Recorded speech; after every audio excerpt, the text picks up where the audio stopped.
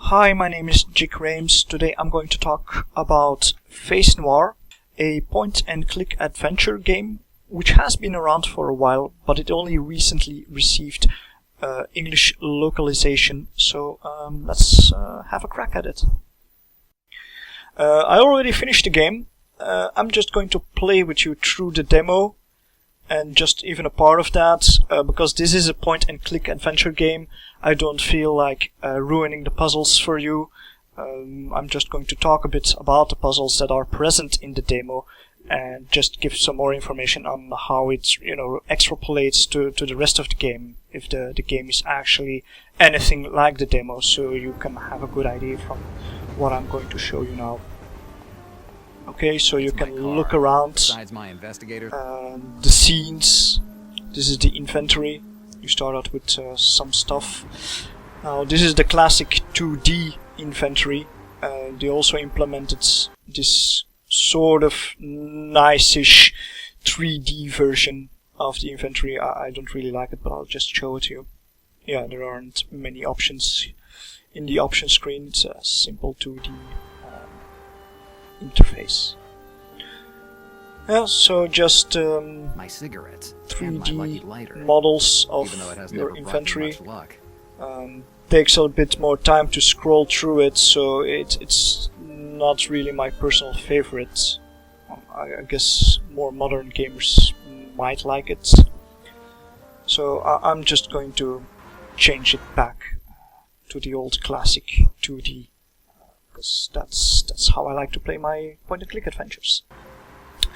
Okay, so you play Jack Del Nero. He's going to investigate, well, a stepdaughter that's misbehaving, and he tracked her down to this sleazy hotel in downtown New York, in Harlem. Hi. So I'm now just interrogating the clerk at the hotel desk. I'm going to skip through the dialogues a bit because, again, I don't want to run through you guys. More or less about a girl. A girl, there are a lot of them here. She's not a Susan Webb. Have you seen her? The acting is so-so. I must say the dialogues are okay. It's just that the voice acting, as you can hear from the demo, that's the standards that you can expect for the rest of the game. Some characters are better done than the others. Yeah, I guess for an indie game who cannot afford high-ranked voice actors, this is forgivable. It's never really annoying. So now I'm just going to bribe the hotel clerk into giving me more information. $10 should be. These might money to that must be. Skipping through the dialogues again. Once this all it took was where it all. The day that New Don't count. Now we're going to get to one of the interesting mechanics of the game.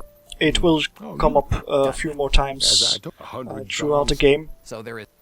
So we're going to click on this blue option, and you will actually get an explanation. So it's not like you don't know what to do. You get options. You get options of things that you already investigated, and you have to pair them together to form a sensible question. Now, in my case, I don't have enough information, so that can happen, and that's when you have to it doesn't make any sense. Go around and look for something that can connect you to the case. Now the intro, I didn't show you the intro, but the girl that Jack Del Nero is looking for is a big fan of this actress Vivian Leigh, or Late. The second life of so Jack now just read this poster about Vivian Leigh, and that gives him an idea. So now you will see that before we had two options in this option screen. Now we have three. So we connect the right ones and the right question is being asked. Is there a woman called Late among you? Late, yes, and she matches your description. So, white, nothing young, else and to blonde. ask. Is she the woman? Yes. Let's go upstairs. Room 313. Thanks. Jack isn't really the fastest detective around. Luckily you can double click on exits, so at least that will go instantly. But there's nothing like a sprint button or anything like that. Takes life slow and easy.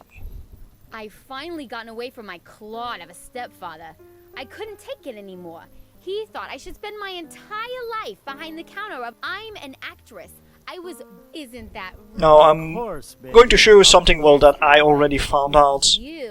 I'm going to crank up the heat in the room. I'll take a few pictures. And again, this is one of the more interactive things, so I have to start tapping my right mouse button and then literally open up the little door. Room 313, so I'm going to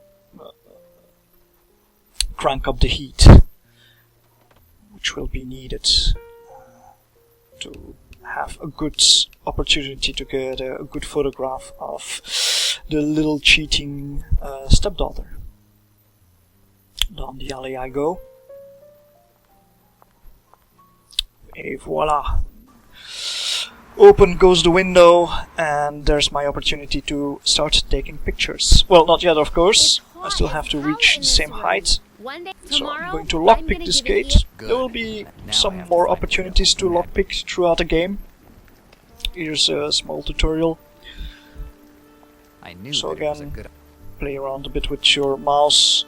If you're having a difficult time doing so, after a while, and I don't know how this mechanic really works, but after a while you get the option to skip a little bit of cheating. But yeah, so there it is. I'm just going to do that right now. One of the things of these old games, and I mean old style of games, and the low resolution graphics, is that sometimes things aren't really clear, especially in these dark places. Now, as you can see, the developers made this little aid tool that highlights all the worthwhile points in the scenery. Not all of them will be used, but you know, some of them is like extra information just to put some context, colorize it. But it does help. There are some puzzles that I've been looking after for so long. Let's try. That I'm just, you know, highlight stuff and until I can find it. And even then, some of the puzzles are really hard and challenging. I like that. I really like these old school type of adventure games. I've read some reviews already of other critics that don't really like it. I don't know, is it whether they never played this kind of game before, the old school point and click adventures, or is it just because they never liked it in the first place? Okay, so I'm on top of the balcony. I can have a clear shot with my camera. And as you will see, I have, Looks like you're going to find out now, I have a bit of an issue taking the right picture. You will have a few puzzles like this in the game as well, that you know what you have to do, and you think you are doing things right, but for some reason you need to be really precise. So that's why I'm now feeling on this more juicy shot. Okay, finally I got it. More juicy shot. So this is where the demo ends of Face Noir. This is where I'm going to end with actually showing you things, showing you puzzles. What else can I say about this game? So it takes place in the Depression era of America, right after the big prohibition, so it has to be 33 until 37-ish, because the prohibition ended in 33, I think, if memory serves well. I'm not American, never been to America, so I think I'm correct. There are a few things that seem to be off. It is made by Europeans, Italians, so I guess, well, history-wise, some things are not correct. One thing that I did investigate is because it seemed a bit weird, and I guess I can tell you. At some point, they're using a punch card device to identify, like an access card. And I thought, hang on, this is the 30s. Did they already have that commercialized? And I couldn't find conclusive evidence that it was commercialized, but you know, that technology had been around since the end of the the 19th century. So actually, it is very plausible. So the developers of this game must have done some investigation in it. I think that's one of the most important things that's left for me to say. I spent a good 12 hours playing this game. I had great fun. Some of the puzzles were just nerve-wracking. What I really loved about the game is that what you had in older point-and-click adventures is that, let's say you needed a telephone number, or you needed to enter a code for a lock or a safe, and you would find a solution, and the character would remember that solution for you. Not in this case. At a certain point, you actually need to open up a lockbox, and the solution is somewhere nearby, but the main character will not clearly identify the solution. So you actually have to look it up for yourself. Yeah, if you're a point-and-click adventure fan, then this is just the game that you should absolutely get. So this was Jig Rames for Vanishing Point Chronicles. I hope you enjoyed my short playthrough of this game. I hope now you at least have come to a conclusive answer to the question, should I or should I not buy this game? If there's anything else I can improve on, please, let me know in the comments, and I'll be happy to do more of these voice casts for you guys in the future. Okay, thanks. I hope you enjoyed this, and maybe see you later.